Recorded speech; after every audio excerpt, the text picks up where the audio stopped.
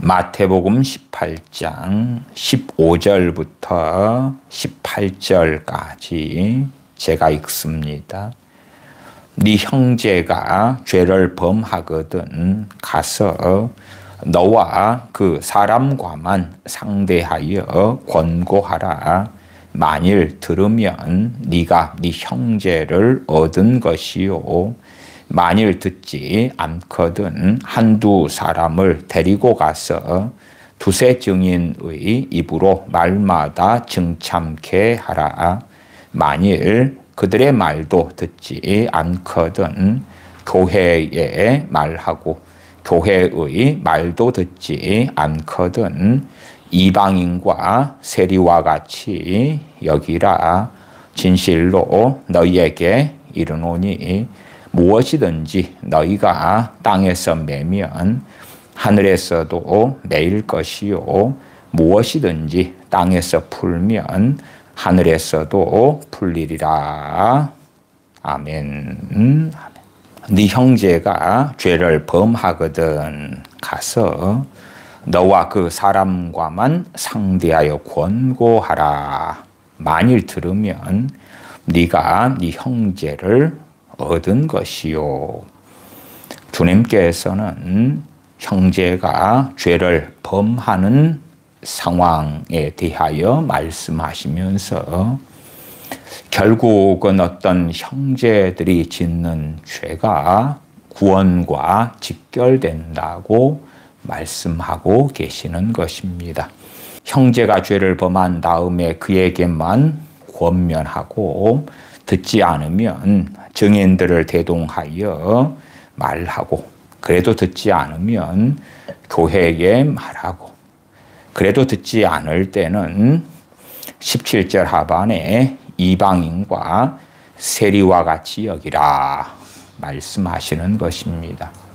유대 사회에서는 누구라도 이방인과 세리와 같이 여기라는 표현이 다들 명확하게 이해되는 말씀이 되어졌습니다.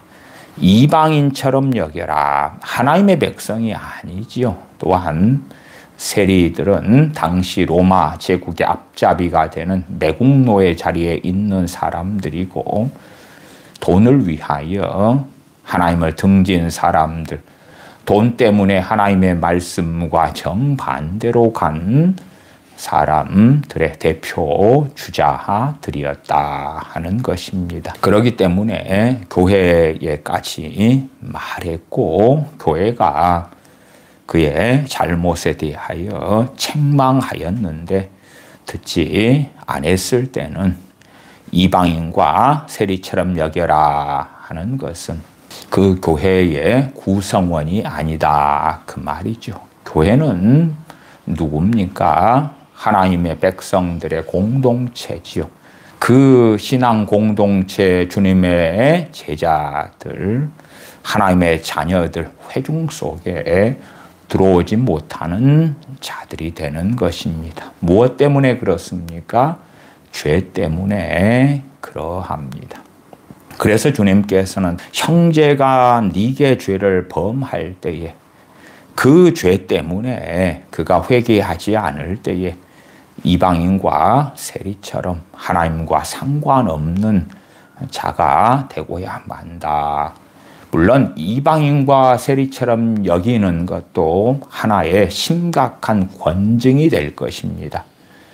그리고 그로 하여금 회개할 시간을 하나님께서는 얼마간 주심은 명확하다 그렇게는 말씀을 드립니다마는, 회개치 않고 계속하여 지나갈 때는 명백하게 그는 하나님을 배신한 사람, 주님을 배역한 사람, 하나님께서 꺾어버리는 사람이 될 것입니다. 그래서 죄와 구원에 대한 이야기를 주님께서는 말씀하고 계시는 것입니다. 주님께서는 죄인들을 불러 회개케 하고 구원하기 위하여 오셨기 때문에 구원에 대한 말씀, 구원에 대한 진리가 그 무엇보다도 중요한 진리가 되는 것은 명확합니다.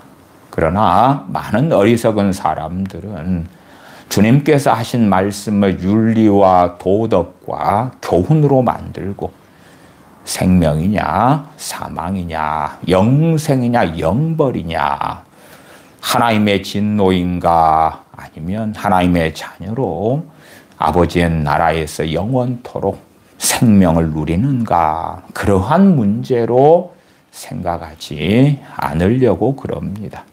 그렇기 때문에 구원파 같은 이단도 횡행하는 것입니다. 내가 주님을 믿을 때에 과거, 현재, 미래의 모든 죄가 사함받았다. 앞으로 지을 죄까지도 용서받았다. 그렇기 때문에 회개할 필요가 없다. 그런 자들은 주님께서 친히 말씀하신 마태복음 18장 15절 이하에 나와 있는 말씀을 멸시하는 거죠. 왜요? 죄를 지어도 이미 용서받았기 때문에 상관없다. 그러는 것이지요. 심지어는 어느 형제에게 죄를 범했는데 하나님 앞에서만 잘못했다고 하고 끝나버리는 것입니다. 심지어 믿는 사람들 가운데서도 내가 다른 사람에게 재산상의 손실을 입혔는데 그것에 대하여 하나님께만 잘못했어요 하고 넘겨버리는 자들은 진실로 완악한 자들이고 그러한 것 때문에 그들은 주님께서 그에게 주신 영원한 생명을 상실할 수 있다 하는 것입니다. 마태복음 5장에서도 형제에게 원망 들을 만한 일이 있거든. 제단에 예물을 드리다가 그것을 놔두고 형제에게 가서 화해하라 말씀하지요. 내가 가해자고 형제가 피해자일 때 화해한다는 것은 무엇입니까? 그에 합당한 사죄와 배상이 필요한 것입니다. 삭개오는 주님과 함께 자신의 집에 있을 때에 주님 앞에서 내 재산의 절반을 가난한 자들에게 주겠사오며 토색한 것이 있을 때에 4배나 갚겠다 했습니다. 주님께서는 이 사람도 이스라엘 백성이다. 이 집에 구원이 이르렀다고 선언하십니다. 그렇지 내가 누구의 돈을 사기를 쳤는데 약탈했는데 토색했는데 빼앗았는데 하나님 잘못했어요. 이상 끝 하는 때에 그러한 것이 하나님께 인정받을 수 있을 것이냐 할 때에 그렇지 못합니다.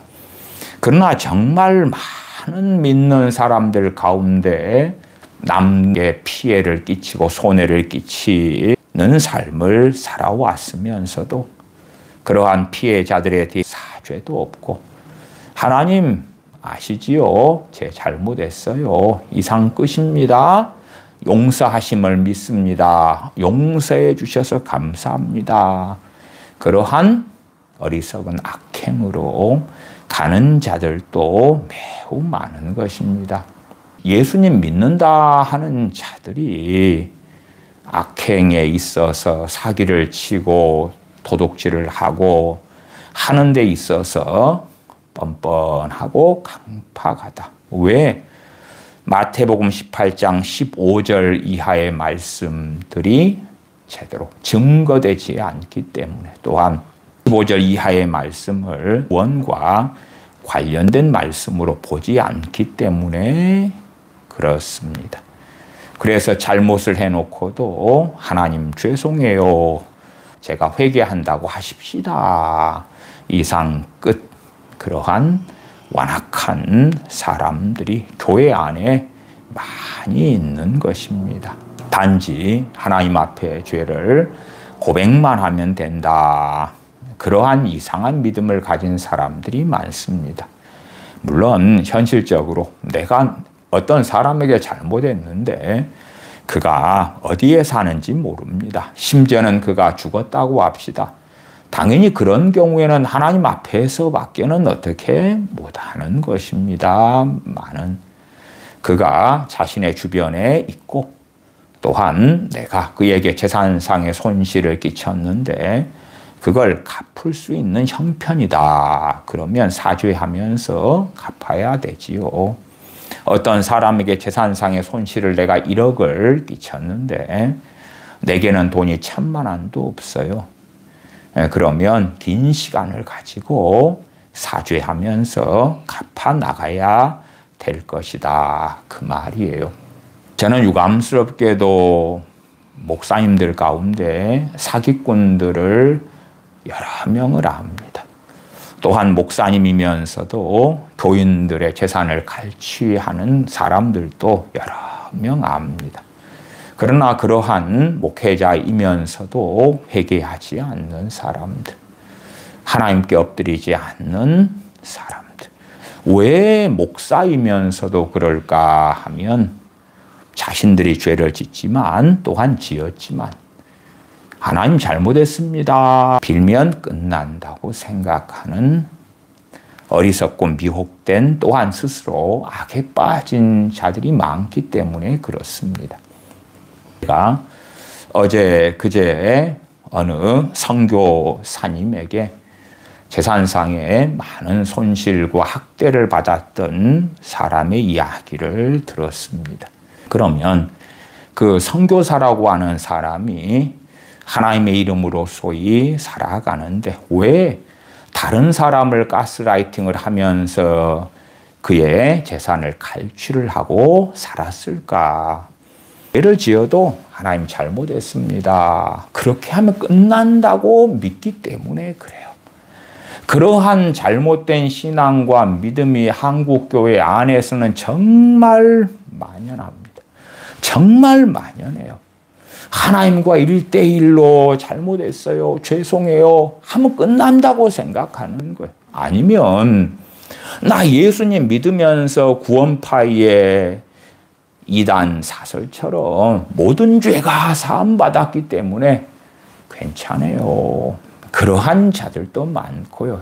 15절에 네 형제가 죄를 범하거든. 여기에서 형제라는 것은 주 예수를 믿는 사람 아닙니까? 하나님의 자녀, 하나님의 백성인 사람이죠. 죄를 범하는 것이에요. 여기에서 이 죄는 어떤 죄인가 하는 것을 조금 말씀을 드리겠습니다. 칼빈은 마태복음 18장을 주석하면서 이렇게 강조합니다. 여기서 말하는 형제가 죄를 범하는 경우는 개인적인 모욕이나 불의를 뜻합니다. 즉 나와 직접 관련된 죄가 문제의 초점이 됩니다. 사도 바울은 디모데에게 다른 사람의 죄에 간섭하지 말라 그랬습니다. 베드로 사도는 또한 간섭하는 일로 고난을 받지 말라고 했습니다. 그렇기 때문에 마침 내가 선지자가 된 양 다른 사람의 개인적인 죄일 뿐인데 내가 가서 왜 당신 그렇게 사느냐 그러한 이야기에 대한 것이 아니라 어떤 형제라 하는 사람에겐 내가 직접적인 피해를 당한 그 죄들에 대한 이야기입니다. 어떤 형제라 하는 사람이 나를 모함을 했어요. 그런 경우들에 대한 이야기가 된다. 그 말이에요. 개인적인 모욕이나 불의를 뜻한다. 개인적인 모욕이나 불의. 사실은 이런 일은 인간사에서 상당히 비일비재하게 일어납니다. 그런데 결과적으로 이런 일에 회개하지 않을 때 회개한다는 건 무엇입니까? 가해자에게 그에 대한 사죄를 해야 된다 그 말이에요. 그렇게 되지 않을 때에 물론 주님께서 말씀하신 대로 1대1로 말하고 그 다음에 듣지 않으니까 증인들을 대동하여 말하고 듣지 않으니까 교회에 말하고 그리고 듣지 않았다 이렇게 단계로 실제적인 삶에서는 처리하기는 극히 어렵습니다. 극히 어렵습니다. 오히려 개인적으로 말하는 일도 너무 힘들 때가 많지요. 증인들을 대동하여 말하는 단계까지도 거의 오지 않습니다. 누가 증인 되어주고 싶겠습니까? 저 가해자가 권력자고 힘 있는 사람이고 증인들이 괜히 그와 부딪혀서 이익될 일이 뭐겠느냐 그 말이에요. 그렇기 때문에 이러한 세 가지 과정을 통하여 가해자에 대한 문제를 처리하는 일은 극히 어렵습니다. 그러나 이러한 과정을 통하여 우리가 알 수 있는 것 중에 하나는 죄에 대하여 가해자와 피해자의 문제 가운데 이러한 개인적인 모욕, 불의 이러한 죄들을 통하여 그가 회개하지 않을 때 하나님과의 관계가 단절되고 그는 영적인 사망 선고가 내려지게 된다는 것입니다. 물론 이방인과 세리처럼 여겨라 하는 부분을 저는 이렇게 해석합니다. 아직 그가 죽기 전에 식물인간 상태나 아니면 중환자실에서 거동 못하고 산소호흡기에 의하여 아직 살아있지만 죽은 자처럼 된 상태일 수 있다. 얼마 동안 그렇게 식물인간이라 중환자로 죽을 날을 받아놓은 사람처럼 지내는 영적 상태, 그런 기간을 어느 정도는 보내게 하실 것이다. 그리고 그 얼마의 기간이 지난 다음에 그에게는 하나님께서 사망 선고를 마치 죽은 사람에게 의사가 아무개는 년 몇 월 며칠 몇 시 몇 분에 사망하셨습니다. 사망 선고를 내리는 것처럼 생명책에서 그의 이름을 지워버리실 것이다. 그러니까 형제가 잘못 좀 했는데 그냥 용서해버려. 한 번씩 7번이라도 용서해라. 그렇게 간단한 이야기 아닙니다. 아니에요. 왜?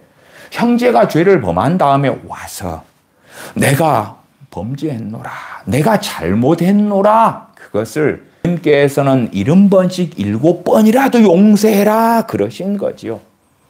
그러나 누가 뻔뻔하게 잘못을 해놓고 나 몰라라, 피해를 끼쳐놓고 나 몰라라, 그런데 용서해라, 그런 이야기는 아니올시다. 그런 부분에서 용서는 어디에 해당되냐 그러면 로마서 12장에 해당됩니다. 그 용서는 하나님께 재판을 맡기는 용서인 것이죠. 내가 보복을 하려고 내가 원한을 가지고 상대방에 대한 증오를 품으면서 내가 재판관에 서서 하는 어리석은 것이 아니라 원수 갚는 것이 내게 있으니 내가 갚으리라고 주께서 말씀하시니라.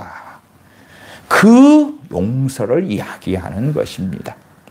그러나 형제가 범죄한 다음에 내가 회개하노라 하고 나왔을 때는 주님께서는 70번씩 7번이라도 용서하라 그러셨던 것입니다. 그러나 재산상의 손실을 입혔다면 그리고 그것을 갚을 형편이 되면 당연히 갚아야 되고 갚을 형편이 안 되면 조금씩 할부처럼이라도 갚아 나가야 하는 것은 당연한 회개에 따르는 일이 될 것입니다. 그렇죠. 전 크리스천이라는 사람이 교인들의 돈을 사기를 친 다음에 재산상의 손실을 많이 입혀놓고 미안해요. 그리고 재산상의 손실에 대하여 전혀 갚지 않으면서 내가 잘못했다고 했지 않느냐. 그러면 주님께서 70번씩 7번이라도 용서하라고 했잖아. 용서해줘. 그런 일은 전혀 말씀하고는 맞지 않는 일이 됩니다. 저는 어쨌든 목회자이기 때문에 목사님들을 개인적으로라도 많이 압니다. 제가 아는 어떤 목사님은 교인을 자신의 보증인으로 세워서 그 보증인된 사람의 삶을 수십 년 동안 파괴시켜버렸습니다. 그 목사님이 갚아야 될 빚을 보증인인 어느 분에게 다 뒤집어 씌워버렸어요.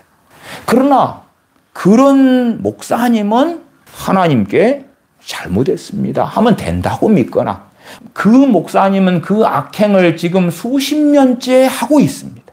하고 있어요. 근데 왜 담대하겠습니까? 나 예수님 믿으면 구원받으니까. 나 예수님 믿으면 한 번 구원은 영원해라고 믿고 있으니까. 이러한 개인적인 죄라도 주님께서는 그를 이방인과 세리처럼 여겨라. 그는 형제가 아니다. 그는 이방인이다. 그는 이방인이다. 신약 성경을 보시는 분들은 이방인에 대한 사랑과 형제의 사랑에 대하여 전혀 다르게 주님께서나 사도들이 말씀하는 걸 듣습니다. 선한 일, 착한 일을 누구에게 먼저 하라 말씀합니까? 믿음의 가정에게, 믿음의 가정에게, 형제에게. 계속 종교개혁자 존 칼빈 목사님의 형제가 죄를 범하는 경우에 죄에 대한 이야기를 읽어드립니다.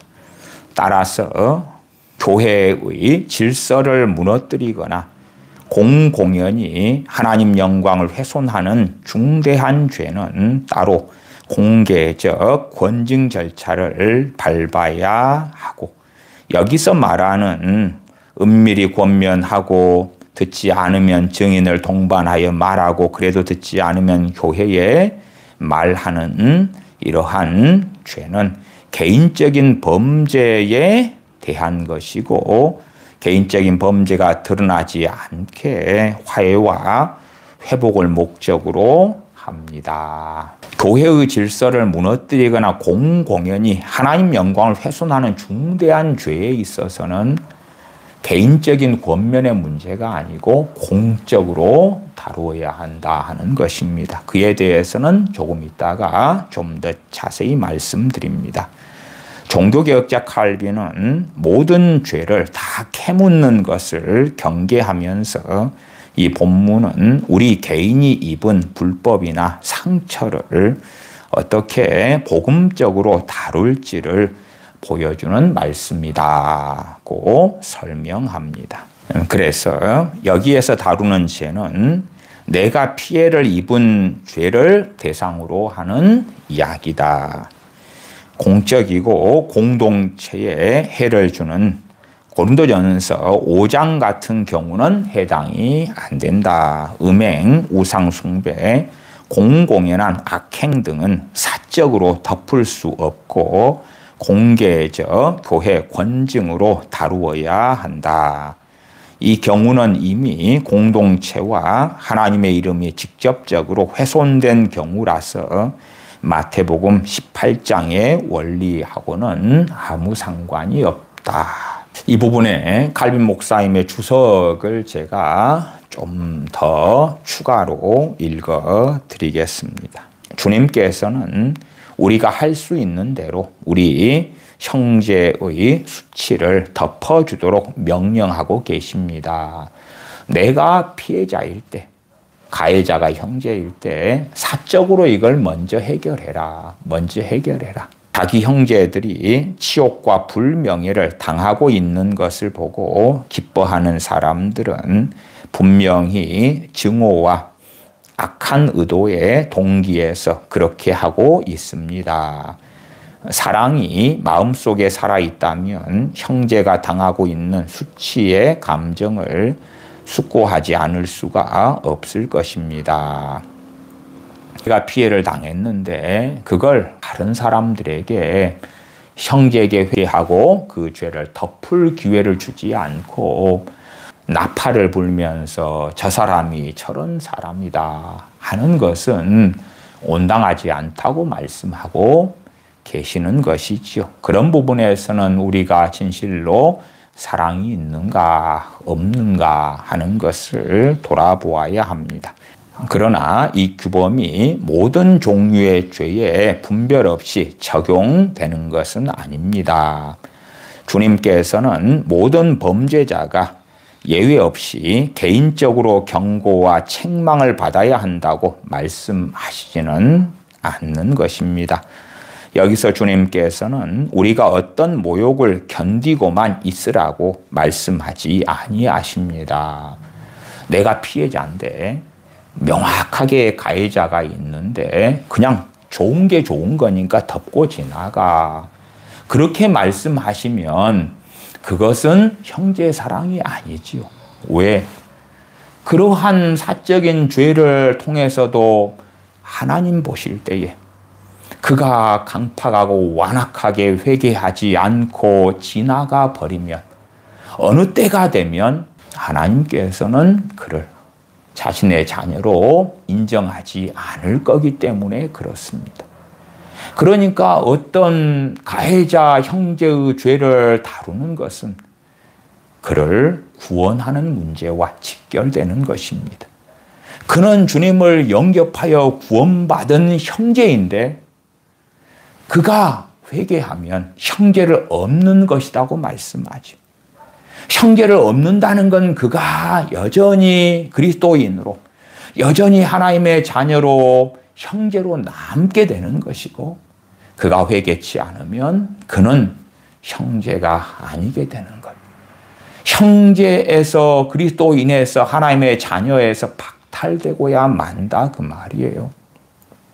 물론 지금 시대에 그러한 문제 가지고 교회의 점채칠이나 권증으로 가는 일은 거의 없습니다. 지금 시대에 그런 일이 어디가 있겠습니까? 누가 교회의 권위를 인정합니까? 자, 교회의 재판에 나와라. 그러면 나는 안 나가요. 교회로 옮기면 되잖아요. 다른 데로 옮기면 되는 거니까.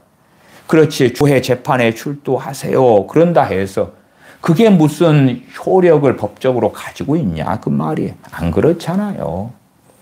그렇기 때문에 많은 경우 목회자들은 좋은 게 좋은 거라고 그런 게 있을 때 둘이 화해하세요. 명확하게 가해자와 피해자가 있는데도 화해하세요. 덮으세요. 사랑으로 덮으세요. 허물을 덮으세요.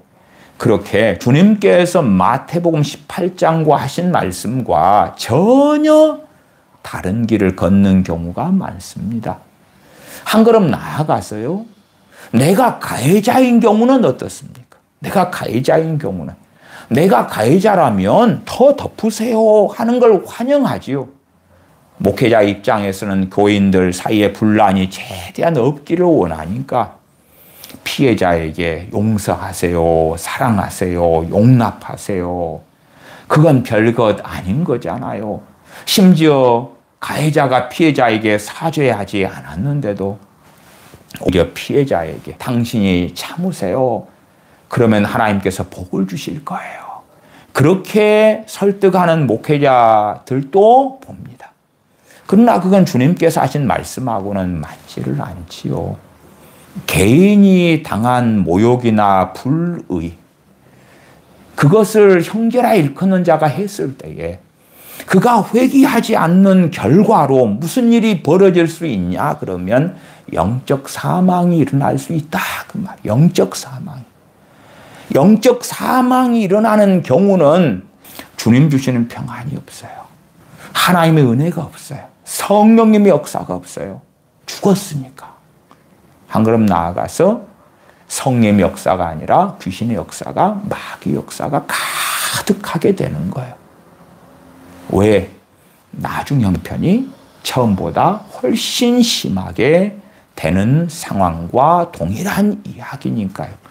어떤 사람에게서 귀신이 쫓겨나갔는데 내가 나온 내 집으로 돌아가리라 하고 자기보다 더 악한 귀신 7을 데리고 들어가서 처음 형편보다 나중 형편이 더 심하게 되었다고 주님께서 친히 말씀하신 것처럼 주님을 믿은 다음에 그리고 강팍하고 죄를 짓고 회개치 않고 그리고 영적 사망이 된 다음에 그 상황은 그 사람이 주님을 믿기 전의 상황보다 더 참담하고 더 비극적이고 더 끔찍하고 마귀 역사도 훨씬 더 강하게 되기 쉽다 그 말이에요.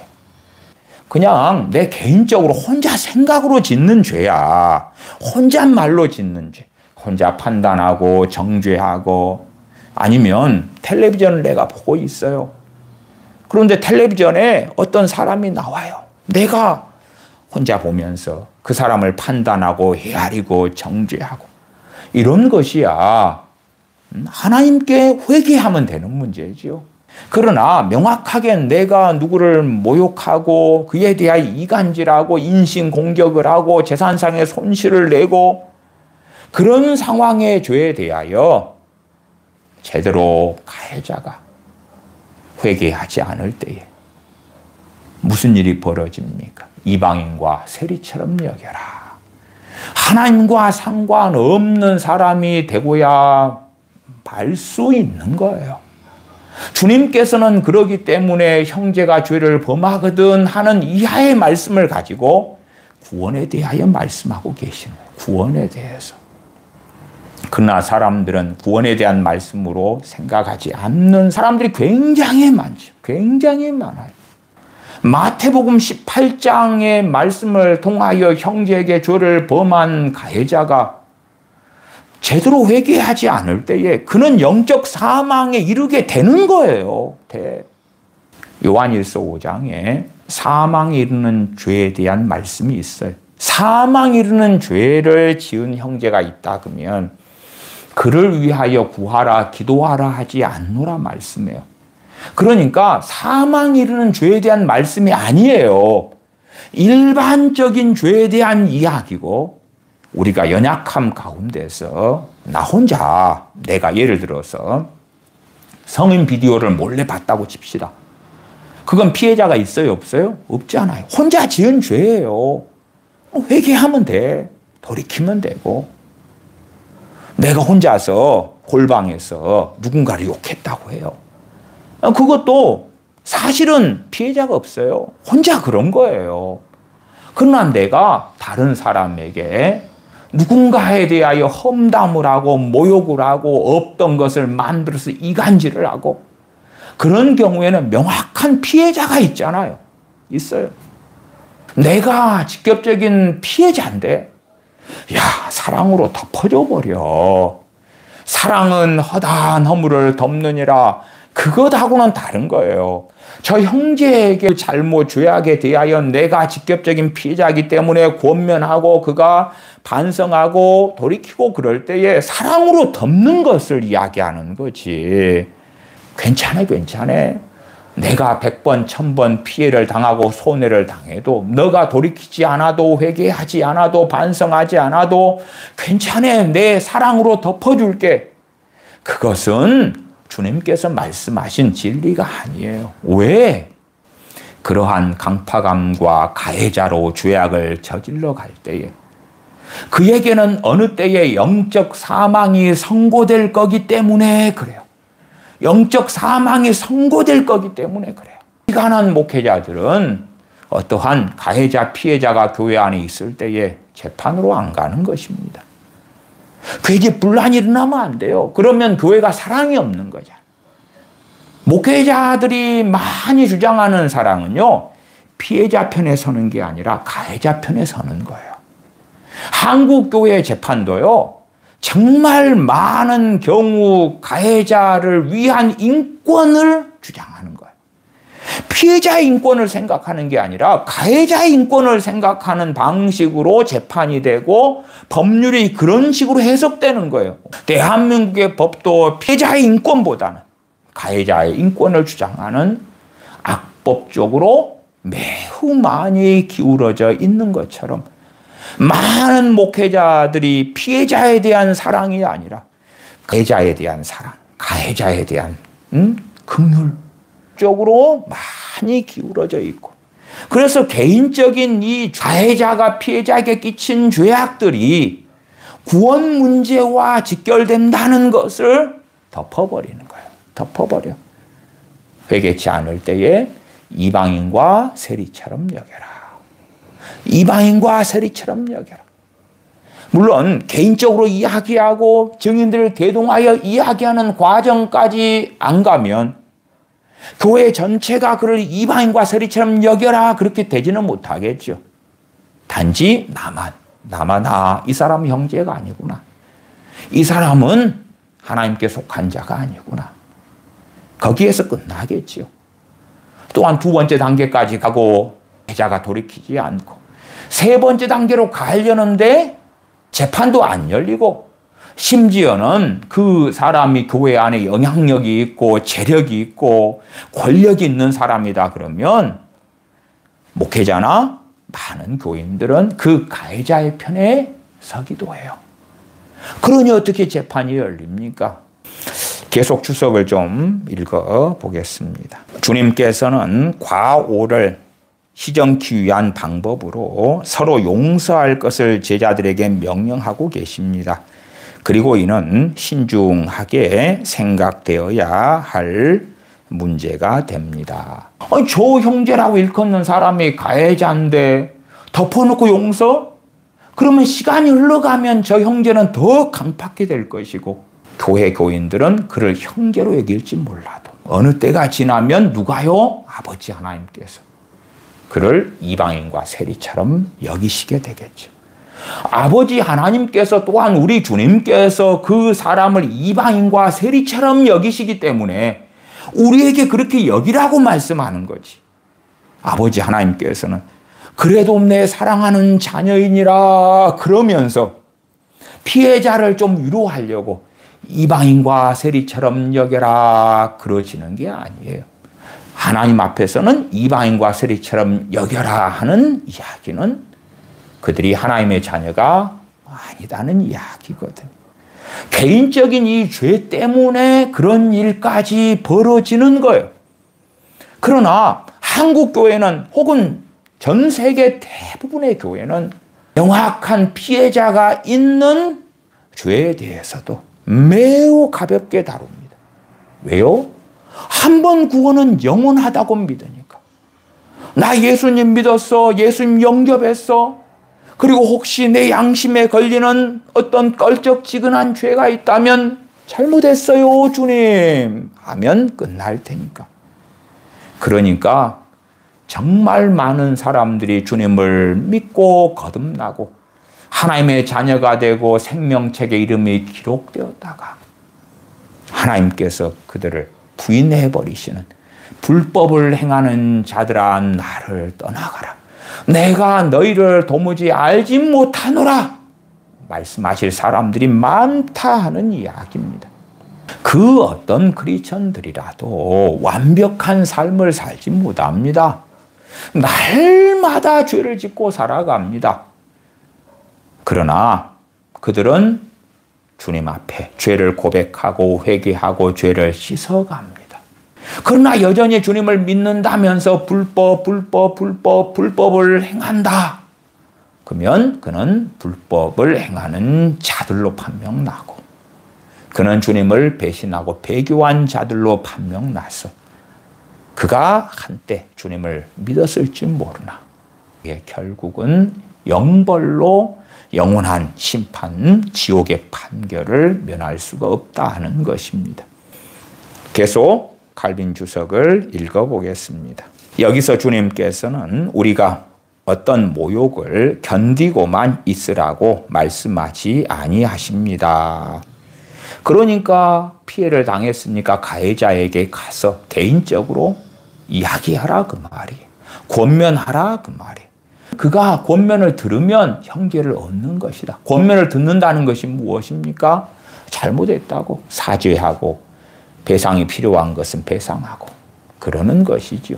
구원을 받아야 하는 약한 자들이 너무 엄격한 취급 때문에 멸망을 당하지 않도록 우리들 중에 친절이 있어야 할 것을 주님께서는 일반적으로 교훈하고 계시는 것입니다. 가해자에게 친절히 하는 게 뭡니까? 그냥 덮어주는 게 아니고 왜 이 죄 때문에 점점점 그는 강팍해 되어져서 이방인과 세리처럼 하나님께서 여기시고 하나님 백성이 아닌 자로 여기시고 영적 사망에 이르게 될 테니까 덮어주는 것이 친절이 아니다 그 말이에요. 그가 잘못을 했는데 그 개인에게만 말하는 거예요. 그게 첫 번째 과정이에요. 그게 사랑이고 그게 긍휼이고 자비고. 만일 어떤 자가 교회 전체에 관한 죄를 범할 경우에는 공중 앞에서 책망을 받아야 한다고 사도 바울은 말씀했고 장로라 하더라도 아껴보지 말라고 말씀했기 때문입니다. 그들은 모든 사람 앞에서 꾸짖어 나머지 사람들에게 경계가 되도록 하라고 사도 바울은 디모데에게 분명하게 명령했습니다. 디모데전서 5장 20절을 봐보십시다. 디모데전서 5장 20절 범죄한 자들을 모든 사람 앞에 꾸짖어 나머지 사람으로 두려워하게 하라. 과정이 없지요. 과정이. 그러니까 마태복음 18장에 이 개인적으로 가해자 피해자가 있어서 다루어지는 방식하고는 틀려요. 틀려. 모든 죄에 대하여 그렇게 다루는 문제가 아니에요. 베드로 사도가 이방인의 집에서 함께 밥을 먹고 있을 때에 그 할례파를 두려워하여 피하고 도망갔을 때에, 그래서 외식하는 죄를 지었을 때에 사도 바울은 공개적으로 베드로 사도를 책망했어요. 그러니까 어떤 어리석은 사람들은요, 이 심각하고 공적인 죄를 개인적으로 말해라, 그런 자들이 있어요. 예를 들어 제가 옛날부터 오랫동안 정광훈 목사의 그 악함과 이단 사설과 비성경적인 것에 대해 많이 말씀을 드렸어요. 그러니까 정광훈 목사 추종자들이 마태복음 18장처럼 정광훈 목사님에게 개인적으로 말해야 되는 거야. 그런 헛소리를 하는 사람들이 종종 있어 왔어요. 또 제자 광성교회 박한순 목사의 기도 시리즈 설교가 얼마나 비성경적이고 잘못됐는가를 다루니까 그런 문제가 있으면 박한수 목사님에게 사적으로 이야기해서 다루어야 돼. 그런 헛소리를 하는 사람들도 있었어요. 박한수 목사나 정광훈 씨나 혹은 장경동 목사 씨나 그들은 공적으로 합니다. 공적으로. 공적으로 하나님의 말씀을 어그러뜨리고 잘못 진 거예요. 그건 사적인 문제가 아닙니다. 그러니까 공개적으로 그들을 책망해야 되는 것이에요. 공적인 죄는 사적인 죄보다 훨씬 더 무게가 큽니다. 훨씬 더 심각합니다.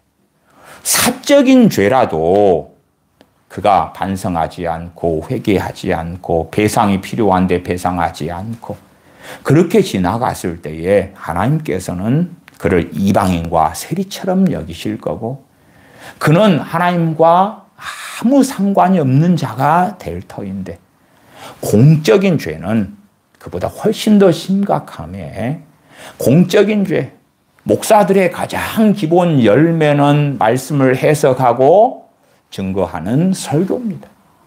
그들이 깨닫고 회개하지 않는다면 그들에게 기다리는 것은 영원한 멸망밖에는 없다는 사실이에요. 공개적으로 성경을 왜곡하고 어그러뜨리고 잘못 가르치고 했다면 회개도 어떻게 해야 됩니까? 공개적으로. 예를 들어 기도에 대하여 잘못된 미혹을 전하는 설교를 100번을 했다. 그러면 그에 대하여 바로잡는 설교를 최소한 몇 번 이상은 해야 되겠어요? 100번 이상은 해야 되겠지요. 근데 공개적으로 심각한 죄를 지었는데 미혹을 전파했는데 골방에서 잘못했어요. 공개적으로 내가 들렸다는 이야기는 못해요. 내 자존심과 체면이 있으니까. 다른 사람들을 소경된 인도자가 되어서 구덩텅이에 빠뜨려 놓고 나는 하나님 개인적으로 미안해요. 죄송해요. 이상 끝 다 용서하셨지요. 그런 사람들도 굉장히 많습니다. 예전에 하용교 목사님이 온누리교회를 통해서 두란노 출판사를 만들었어요. 그 다음에 두란노 출판사를 통해서 헬린 나우엔 신부같이 로마 가톨릭 신부들 그러한 자들의 책을 어마어마하게 발행하는 거예요. 한국 교회에 계신 교인들이 그런 책을 보고 읽고 미혹되고 여전히 지금도 계속 출간하고 있죠. 로마 가톨릭이 뭔지를 천주교 정교회가 뭔지를 이해하지 못하고 그들도 우리와 동일한 신앙과 믿음을 가지고 있어라는 망상 속에서 하는 거예요. 그러면 그것이 가벼운 죄입니까? 그게 가벼운 죄예요? 하영교 목사님 오랫동안 병들어 아프고, 그리고 그가 병들어서 일찍 죽어갈 때에 교인 수만 명 이상이 살려달라고 기도했는데 하나님은 듣지 않으셨어요. 듣지 않으셨어. 조엘 오스틴 같은 긍정의 힘을 출간하고 한국 교회 교인들로 하여금 미치게 열광하게 만들고, 심지어는 조엘 오스틴이라는 그 사이비의 책만을 내기 위하여 출판사를 만들었어요. 긍정의 힘 출판사. 그래가지고 조엘 오스틴 책만 발간하는 거예요. 그러한 짓을 온누리교회가 하영교 목사님이 해왔어요. 무슨 회개를 합니까? 무슨 깨달음이 있습니까? 어떠한 어리석음을 정리해야 합니까? 그가 인격이 좋고, 그가 선량하고, 그가 많은 사람을 사랑하고, 그러나 사랑은 진리의 사랑을 해야 되는 것이 진리의 사랑. 그래서 개인적으로 가해자와 피해자가 있는 죄는 숨겨줄 죄. 그걸 다른 사람들에게 드러내지 않고 사적으로 이야기하는 거예요. 형제 사랑으로. 요한 사도도 어떠한 악인들의 이름을 증거해요. 성령의 감동으로 기록합니다. 왜? 그것은 사적으로 이야기할 죄가 아니니까. 사도 바울도 마찬가지예요. 왜 그 죄인들의 이름을 밝히면서 그들에 대해 경계하고 주의하라고 말합니까? 사도 바울이시여, 요한 사도시여, 그렇게 사랑이 없습니까? 아니요. 아니요. 경계해야 되니까. 요한 3서를 봐보십시다. 요한 3서입니다. 요한 3서 9절부터 좀 보겠습니다. 요한 3서 9절부터 제가 읽습니다. 내가 두어 자를 교회에게 썼으나 저희 중에 으뜸되기를 좋아하는 디오드레베가 우리를 접대하지 아니하니 이러므로 내가 가면 그 행한 일을 잊지 아니하리라. 저가 악한 말로 우리를 망령되이 편론하고도 유의 부족하여 형제들을 접대치도 아니하고 접대하고자 하는 자를 금하여 교회에서 내어 쫓는도다. 으뜸되기를 좋아하는 디오드레베에 대하여 명확하게 사도 요한, 사랑의 사도 요한은 기록합니다. 이건 공적인 것이니까요. 사적인 개인적으로 사도 요한이 디오드레베야 왜 그러느냐, 그렇게 하지 마세요, 그런 문제가 아닌 것입니다. 왜? 디오드레베가 범하는 죄는 공적인 죄고 공개적으로 다루어야 될 죄이기 때문에 그래요. 디모데전서 1장 18절로 가십시다. 디모데전서 1장 18절부터 제가 읽습니다. 아들 디모데야, 내가 네게 이 경계로서 명하노니 전에 너를 지도한 애언을 따라 그것으로 선한 싸움을 싸우며 믿음과 착한 양심을 가지라. 어떤 이들이 이 양심을 버렸고 그 믿음에 관하여는 파선하였느니라. 그 가운데 후메네오와 알렉산더가 있으니 내가 사단에게 내어준 것은 저희로 징계를 받아 회방하지 말게 하려 함이니라. 어리석은 이상한 미혹된 신앙을 가진 사람들은 이러한 후메네와 알렉산더가 있다. 그럼 그를 위하여 중보기도 해야 돼요. 그도 사랑해야 돼요. 그들도 구원받아야 돼요. 하나님 그들을 용서해 주세요. 그런 미혹된 자들도 많이 있지요. 그러나 사도 바울은 후메네오와 알렉산더를 사탄에게 내어줘 버렸다. 사탄에게 내어주니까 사단이 무섭게 역사하죠. 자기들이 편애하지 악행도 하는 것입니다. 내가 아파 죽겠는데 다른 사람을 공격하고 험담하고 비난하고 정죄하고 이간질하고 못하는 것입니다. 내가 아파 죽겠으면 나 혼자 끙끙끙끙 대서 못된 짓을 하러 돌아다닐 수가 없는 거예요. 후메네오와 알렉산더가 사단에게 넘겨졌습니다. 이 사람들은 이미 믿음에 관하여 파선하였다고 말씀해요. 왜? 양심을 버린 자들이기 때문에. 이런 자들도 사망에 이르는 죄를 지은 자들이에요. 사망에 이르는 죄를 지은 자들. 그런 자들에 대해서 사도 바울은 기도하지 않습니다. 또한 사도 요한을 통해서 하나님께서 그런 자들을 위하여 구하라, pray, 기도하라 하지 않노라. 그러니까 마태복음 18장의 개인적인 이 죄, 명확히 가해자가 있고 피해자가 있는 죄들은 사망에 이르는 죄들이 아니었습니다. 사망에 이르는 죄들이 아니었는데 시간이 흘러가고 가해자가 강팍해 되어지고 회개치 않고 그럴 때에 사망에 이르지 않던 죄도 사망에 이르는 죄가 어느 때에 되는 것입니다. 어느 때 되는 것입니다. 요한 1서 5장 17절에 모든 불의가 죄로 돼 사망에 이르지 아니하는 죄도 있도다.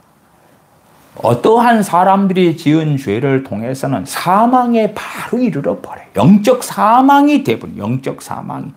그러나 어떤 죄들은 영적 사망으로 가로가지는 않는다. 그러니까 주님께서 말씀하신 한 형제라고 하는 이가 죄를 범했을 때 가해자와 피해자가 있고 내가 피해자일 때 그렇게 당한 죄는 사망에 이르는 죄가 바로 되지는 않을 것이에요.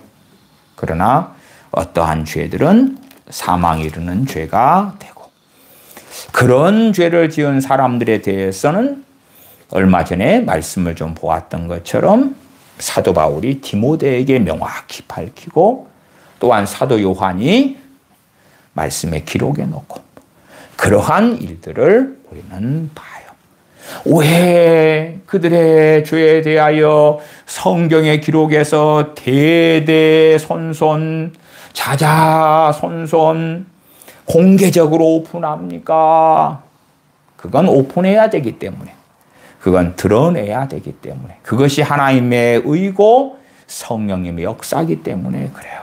그러나 개인적인 죄에 대해서는 그에게 책망하고 그가 회개할 때에 거기에서 덮어주는 거예요.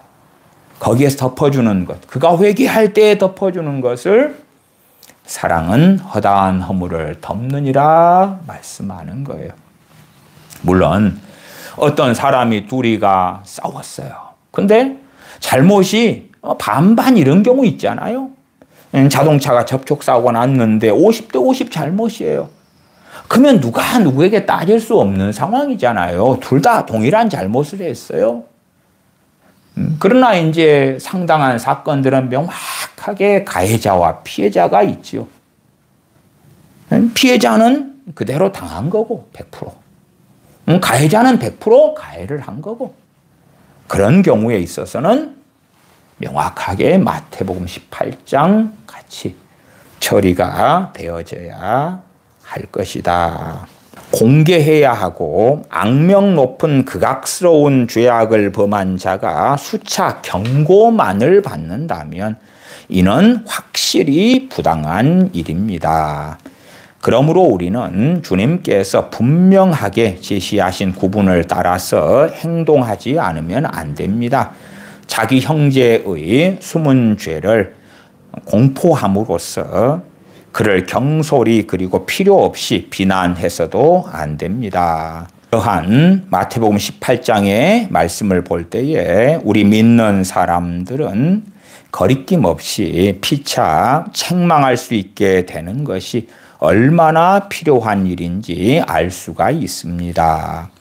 왜냐하면 우리 각자는 매일 범죄하기 때문에 우리가 친절한 책망으로 멸망해서 구출해야 할 자들을 침묵이나 불성실로 포기한다면 이는 잔인한 행위보다 더한 것이기 때문입니다.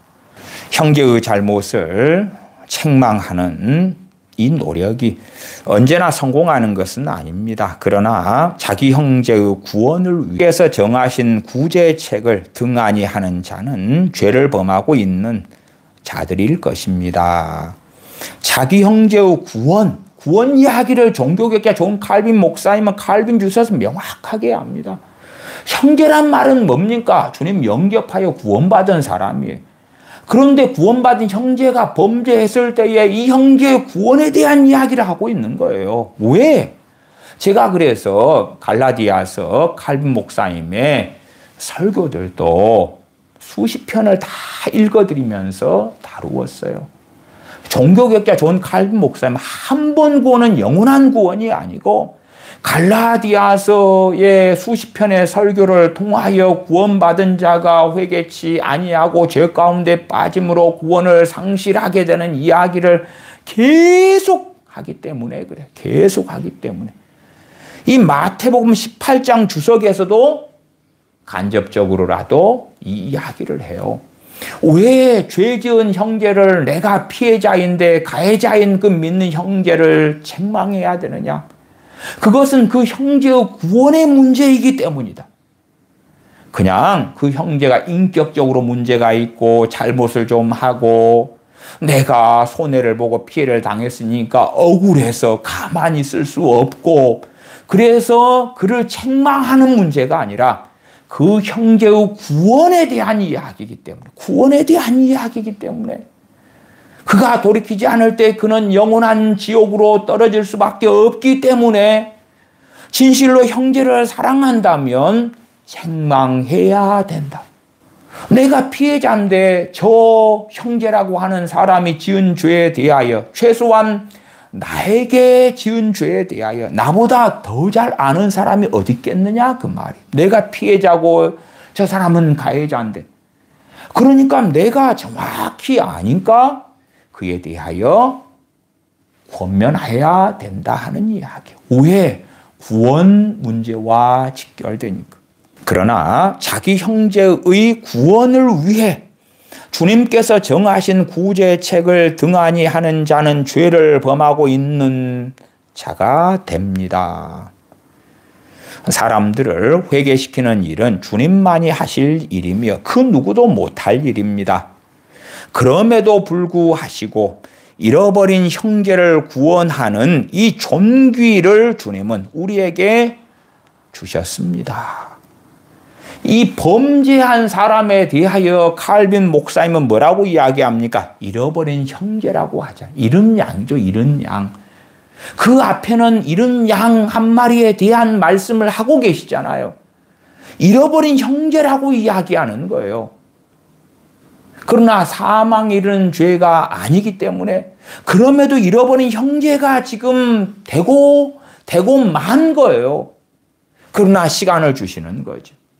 마치 요한계시록 3장의 라오디게아 교인처럼 주님께서는 내가 문 밖에 서서 두드리노니 그러나 주님께서 사도 요한을 통하여 라오디게아 교회 교인들에게 서신을 보내면서 회개하라 그러시죠. 회개하라고.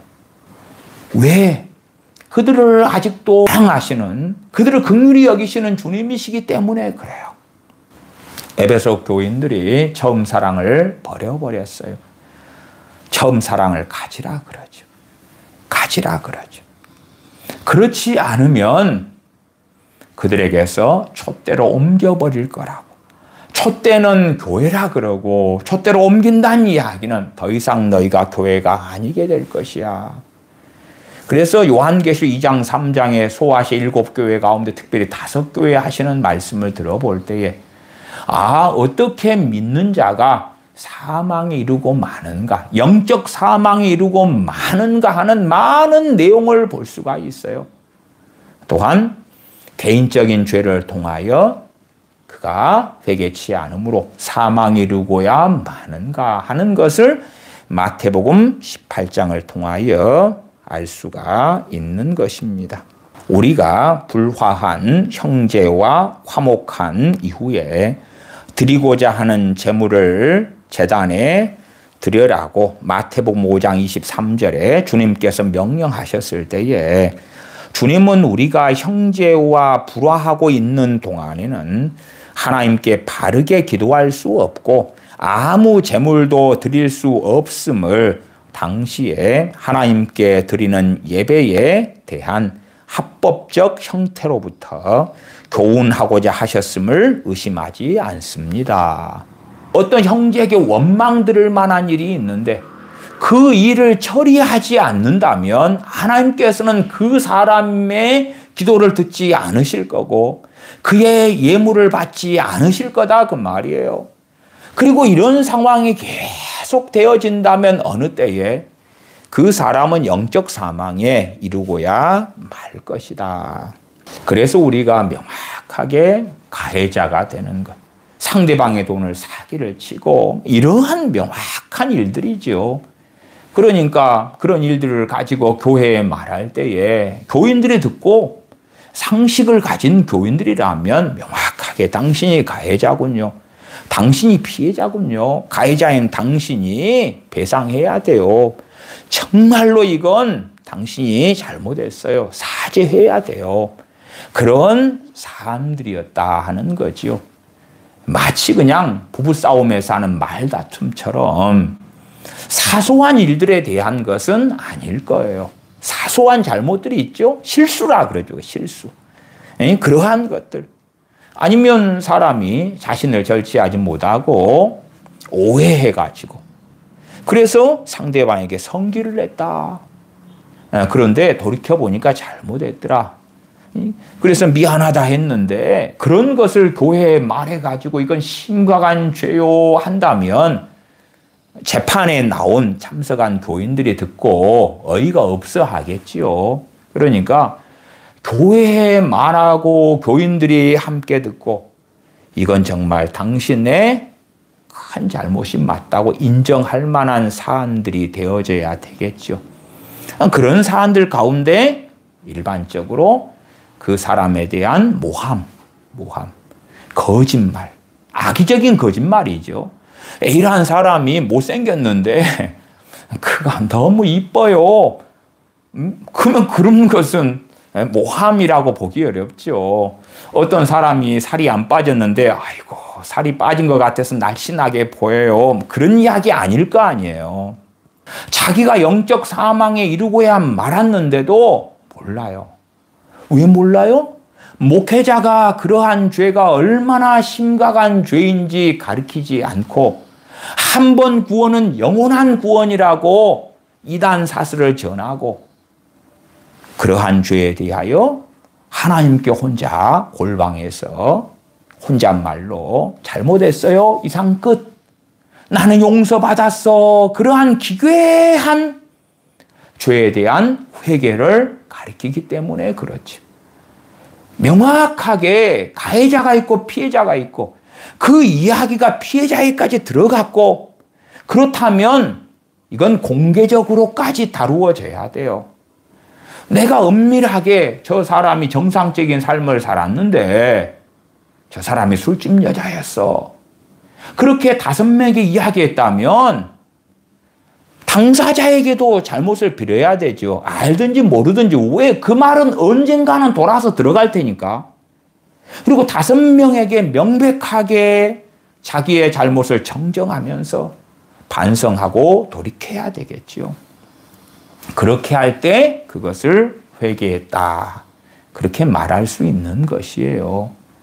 그러나 그러한 빈번한 거짓말, 인격 모독, 회방, 그러한 일들이 많은 경우 교인들 사이에 빈번하게 일어나고 그러면서도 뻔뻔하게 살아가는 많은 크리스천들을 봐요. 그것은 어느 때가 되면 영적 사망을 가져올 거예요. 로마서 8장에도 너희가 육신대로 살면 죽을 것이로되 육신대로 사는 삶, 내 욕심에 따라, 내 감정에 따라, 내 욕망에 따라 사는 삶, 내 정욕을 따라 사는 삶, 육체의 정욕, 이생의 자랑, 안목의 정욕을 따라 사는 삶도 어느 때가 되면 영적 사망을 가져오는데 하물며 형제라 일컫는 다른 사람에게 직접적인 가해를 끼치는 것이 어느 때가 될 때에 어떻게 영적 사망을 가져오지 않겠는가 그 말이에요. 그래서 이 부부 사이에 부부가 크리스천일 때 유감스럽게 영적 사망도 빈번하게 일어납니다. 부부 사이고 둘 다 크리스천인데 어떤 부부는 형태가 한쪽은 가해자고 한쪽은 피해자로 살아요. 누구는 강자고 누구는 약자로 살아요. 그리고 강자, 가해자는 반성하지 않아요. 저는 그런 말도 들었어요. 그 강자가, 그 가해자가 계속 하는 말이 뭐냐 그러면 이게 나의 본래 성격이에요. 나는 이렇게 태생적으로 태어난 거예요. 그래서 상대방에 대하여 물건을 집어 던지고 폭력을 행하고 악담을 하고 저주를 하고 없는 일이 있는 걸로 모함하여 공격하고 그러면서도 나는 욱하면 이래요. 그런 걸로 넘기는 말들을 들었어요. 세상 사람이 어차피 지옥에 떨어지니까 뭐 말해서 뭐 하겠어요? 많은 그가 크리스천인데 그렇다 그러면은 이미 저 사람은 영적 사망에 이르고 말았구나. 그걸 알 수가 있겠지. 그러한 악한 자와 부부로 예를 들어서 10년을 살았다 그러면은 한쪽 배우자는 10년 동안 당했을 거 아니에요. 그러면 영적 사망이 이럴 때 이미 1년째에 아니면 1개월째에 그런 영적 사망의 그 악한 자가 도달하고야 말았을 수도 있겠죠. 결혼했을 때 둘이가 크리스천이었다. 그럴 때 그가 아직 영적 사망이 안 됐는데 한 달 동안 폭언을 하고 공격하고 폭력을 쓰고 그런 사람이 크리스천 배우자다. 그러면 이미 그 정도 되어도 끝장나 버렸을 수도 있다. 그런 말이에요. 육신대로 살면 너희가 반드시 죽을 것이로다. 주님 믿어 거듭난 하나님의 백성 육신대로 살아도 영적 사망이 일어나고 마는데 내가 믿는 사람인데 피해자가 있고 내가 악의적으로 행했고 그를 모함했고 공격했고 혹은 재산상의 사기를 쳤고 빼앗았고 그러한 악의적인 일을 했다 하면 회개할 기회는 주어지겠지만 그러나 강팍하게 행하고 회개하지 않고 그렇다면 어느 때가 지나면 그는 더 이상 하나님의 자녀가 아닐 거고 자신은 죽어서 천국 갈 것이라고 기대하고 있으나 영원한 멸망이, 영원한 지옥이 그를 기다리고 있다는 사실이에요. 그래서 마태복음 18장 15절부터 주님께서 네 형제가 죄를 범하거든 가서 너와 그 사람과만 상대하여 권고하라. 만일 들으면 네가 네 형제를 얻은 것이요. 그가 회개한다면 그는 여전히 형제로 하나님의 사람으로 하나님의 자녀로 생명책의 이름이 기록되어 있는 사람으로 천국 백성으로 남아있게 된다는 것이에요. 내가 피해자인데 가해자에게 입을 다물고 혹은 목회자가 상대방의 사죄가 없는데 덮으시오, 용서하시오. 그럼 목회자도 이미 악한 길을 걸어가고 있는 것이지요. 용서에 대한 주제는 전혀 간단하지 않습니다. 그래서 저는 용서에 대한 주제를 다룰 때는 꼭 로마서 12장을 다룹니다. 원수 갚는 것이 주께 있으니 내가 갚으리라고 주께서 말씀하시니라. 그렇지. 야, 나한테 갚아달라고 하지 말아라. 누가복음에 가난한 과부와 불의한 재판관에 대하여 말씀합니다. 택하신 자들의 원한을 속히 갚아주시리라. 그 말씀을 하시면서 낭망치 말고 기도할 것을 비유로 말씀하셨다고 이야기하는 것이지. 택하신 자들의 원한을 갚아주시리라가 아니라 택하신 자들아, 믿는 자들아, 원한을 잊어라, 덮어라, 용서해라 그러는 게 아닙니다. 믿는 사람들의 피해를 당한 것, 상처를 입은 것, 이러한 것을 어떻게 다루어야 할까? 그것이 믿는 자라고 하는 사람에 의하여 벌어졌을 때에 이것이 유감스럽게도 더 진행된다면 그 사람의 영적 사망을 가져오고야 말 것이다. 18절 읽고 말씀 마무리합니다. 진실로 너희에게 이르노니 무엇이든지 너희가 땅에서 매면 하늘에서도 매일 것이요. 내가 가해자가 되어서 형제에게 손해를 끼치고 그를 모함하고 회방하고 모독하고 악의적인 거짓말을 그에 대해서 하고 그랬다면 땅에서 묶어버렸고 하늘에서도 묶이고야 말았겠지요. 그러나 내가 가해자인데 형제에게 사죄하고 빌고 배상이 필요한 배상을 했고 그리고 형제가 사랑으로 받아들이고 용서하고 그럴 때에 땅에서 풀고 하나님께서도 하늘에서 풀어주시더라. 풀어주시니까 은혜를 주시고 말씀의 은혜를 주시고 기도의 은혜를 주시고 성령님을 부어주시고 그러더라.